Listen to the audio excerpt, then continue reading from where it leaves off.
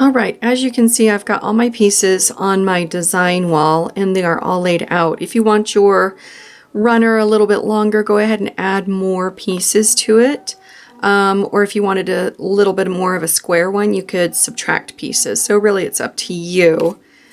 As you can see, I have used the 3.5 inch triangle, and for the jewel, I used the 6.5, or I guess it's the 9.5 jewel. So it's the one just smaller than the largest one. For the hexagons, this is the 4.5. And I've used 2 different fabrics for these hexagons, so they alternate. So after we have this all laid out, we are going to start sewing it together. So the first thing we're going to do is we can't logistically sew this straight across, so we're going to have to approach it a little bit differently. So what we're going to do is sew this in kind of angular columns. So this would be a column, and then these 4 pieces, and then continue on. So the first thing we're going to do is stitch this triangle to the jewel shape. What we're going to make sure is that one of the points is off the edge, as well as the flat. If you've cut your pieces and you've cut that tip off, it will line right up to that flat edge on the other side. We're going to go ahead and stitch this 1/4 inch. Once we have that done, we're going to go ahead and give that a good press. Going to place this back in its place, and we're going to continue on sewing this small triangle to this jewel. Once that is sewn on, we can go ahead and press it, and then we are going to sew this jewel to this other jewel.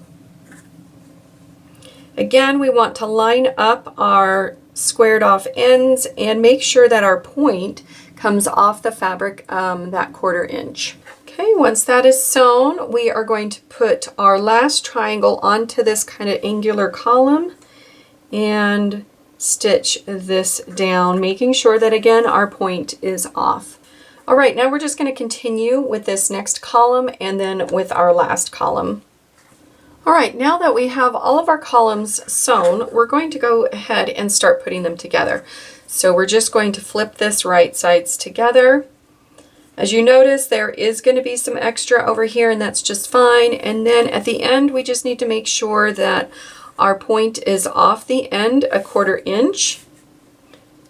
Use some pins to secure this in place if you need. These are kind of angular pieces, so don't try to pull or stretch the fabric out as it could easily distort. So we're going to go ahead and stitch this together. All right, we're just going to continue the process and flip right sides together.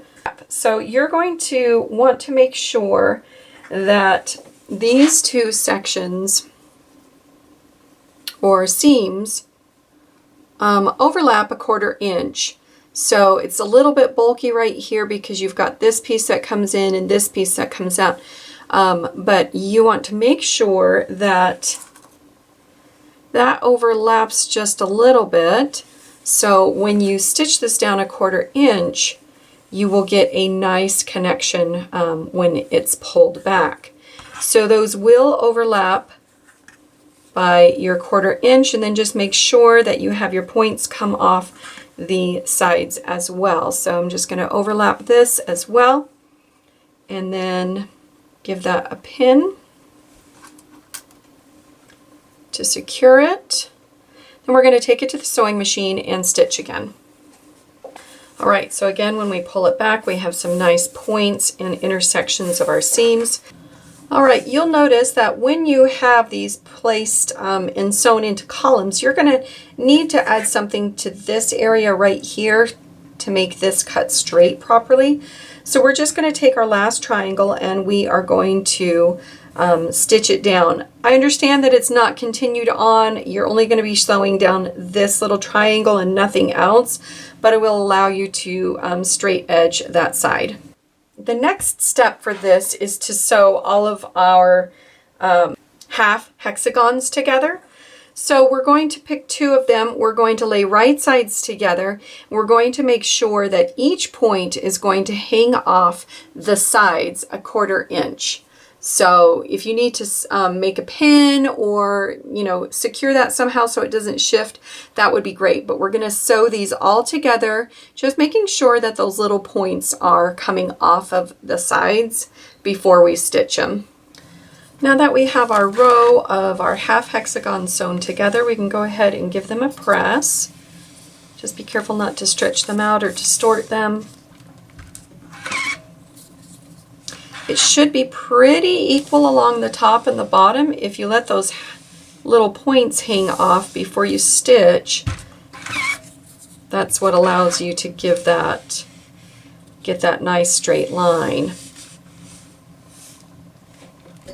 So using our finished half hexagon strip, we're going to go ahead and place this right sides together. We're going to flip it up and we are just going to pin it in place before we sew to make sure that it's kind of laid out how we want to.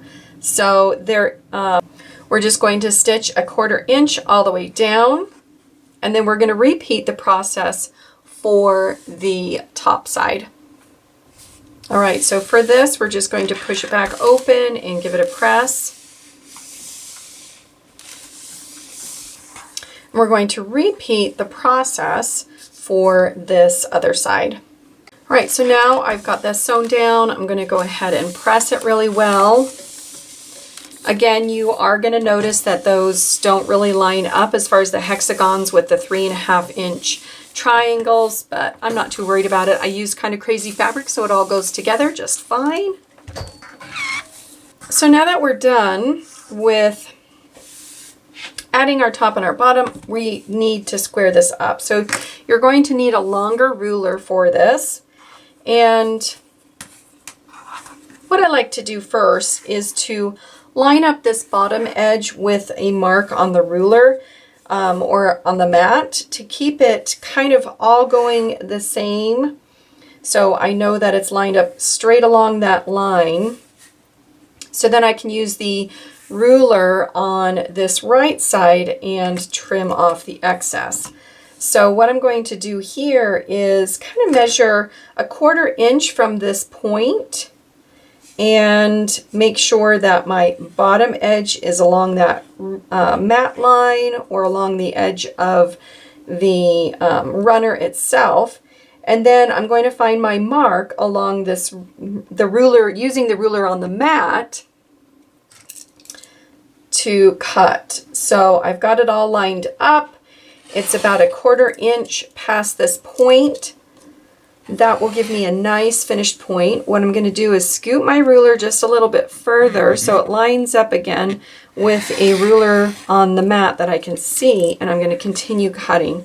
So I'm going to finish that off, pull those pieces away, and I'm going to make sure that it looks nice and straight and is correct. I'm going to flip this and repeat that process for the other side. So I'm going to line this up along the bottom edge of the ruler on the mat, and I'm going to find 1/4 inch past this seam line or the seam point.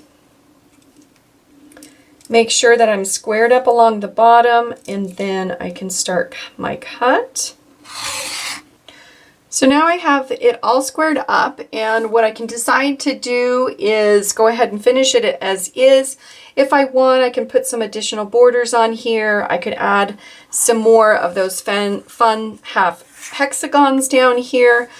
Depending on how many of these jewel pieces you did, it might be longer or thinner, again, as well as the size. So this one is, I believe, the 9.5 inch jewel, but if you went smaller, it would obviously make your kind of table runner quite a bit smaller. So this is a lot of fun, and I'm excited to see how yours turns out.